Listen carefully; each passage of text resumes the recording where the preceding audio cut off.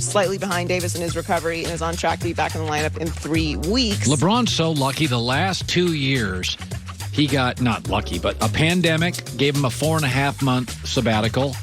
And now here he gets a 2-month or a month and a half sabbatical. Well, I think last year was more beneficial to him. He wasn't injured last year.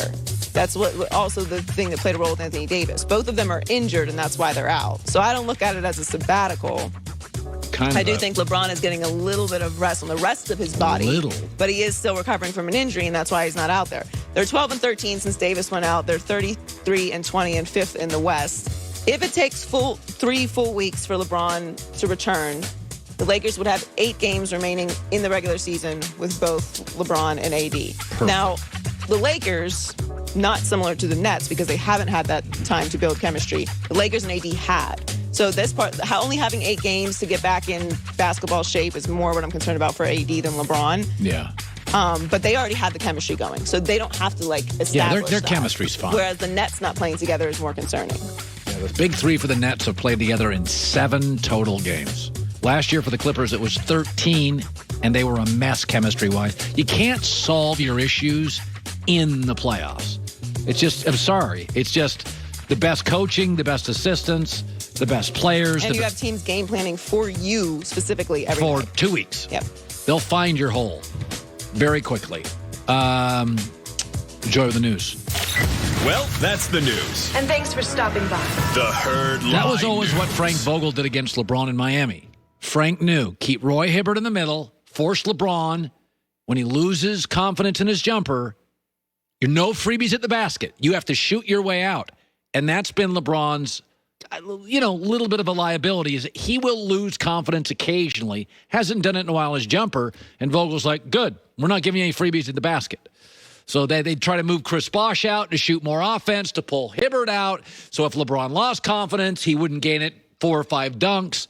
Like in the playoffs, they will find your liability. Teams will find it, and they'll just go after it and after it. That's what like Baylor did or against Gonzaga. They find the weak spot on the floor, Timmy, and they just go right after him. Oh, that's what the great coaches do.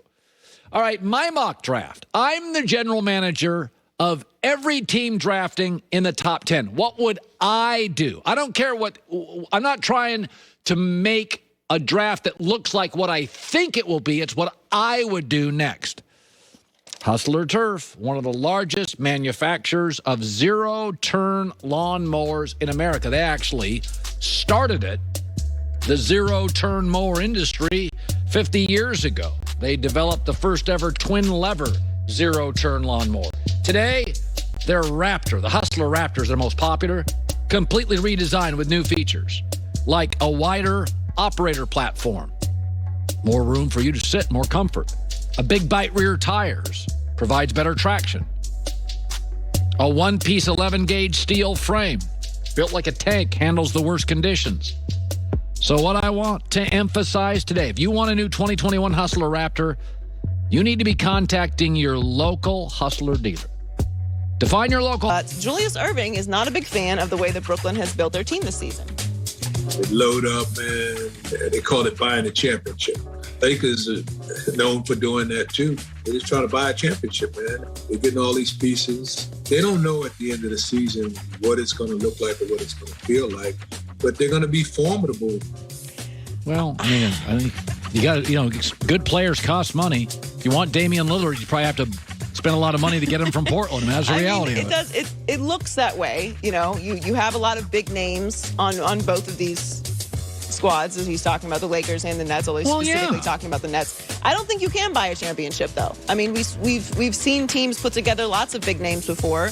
There's a whole lot more that goes into it. Now, I personally like that Brooklyn has been able to put all these pieces together and been able to make things work with the injuries, and it does seem like they're establishing a culture there. That, to me, is the bigger part of the puzzle. That's why it worked with the Lakers, because LeBron is somebody who goes in and establishes a culture. There's a lot of big personalities on this Nets team, but it seems like that's what is happening there. What does worry me is about what we saw the other night. To your point, are they going to be able to handle the physicality? And they haven't actually all the 3 stars played together. That's trouble. They just don't play together a lot, which again, You're going to get the first and second round is not going to. Yeah, but no, that's not what they're built for. That's right. That's not what they're built for. So I get the criticism from fans like, oh, you're picking all the players. Like, okay, also maybe those players want to play there. Players want to play for teams where they're competing, because they also don't want to hear from you also how much they suck and how they can't get over the hump and they can't win championships. Like, you got to pick your poison. You can't be criticizing players for never winning and then criticizing for them moving. What are they supposed to do? Like, they have to manage their careers however they want to. So LeBron and Anthony Davis are getting closer to returning to the Lakers. AD will reportedly be reevaluated by the team doctors this week and could be back 10 to 14 days. LeBron slightly behind Davis in his recovery and is on track to be back in the leap going on in the building. He had a 42-37-1 record and made the playoffs 3 out of 5 seasons and had a 4-2 record in the postseason. They were 7-9 before they hired him and have now moved on to Nick Sirianni.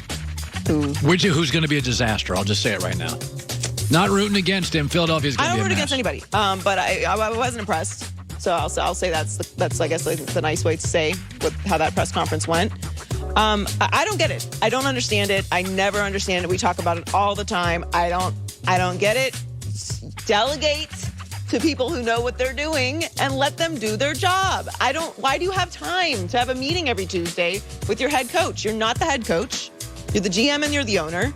Let Doug Peterson do what he does for a living. That's what you pay him for, to coach the team. What possible value could you be adding to someone like Doug Peterson in those meetings? Like, what are you looking at? What are you as a non-football coach doing? Now, if we're talking about the draft, if we're talking about free agency decisions, I don't like if we're people talking about like some sort of drama that's going on with the building, of course. But this is not what you do.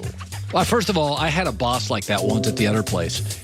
If you're going to call and complain about something, I must have missed all the meetings where you told me how great I was most days. It's like, don't be the boss that has 2 meetings a year and it's to complain. You don't show up when you hit your ratings bonus. You're driving a Mercedes because my show's sold out. I never see you then. I don't like people who call meetings to complain. You got to call meetings with your employees all the time, right? And say, hey, I really like what you're doing. Things are doing great and things are not going great. So you can justify. But what is it that you're meeting about? You the own the owner team. Should never meet with coaches. You own the team, and you're the GM. What are you meeting about? I don't like owners meeting with personnel decisions, drama, free agency decisions. Sure, because you're the one signing the check, and the GM is involved in those decisions. But day to day, week to week, I got to meet with the owner. Well, for what? Now, look, I had heard this before, so this isn't like dramatic news to me. But this is why I don't think that the Eagles are set up for success anymore. Well, like this is micromanagement, and this literally never works. It never works. By the way, coaches talk.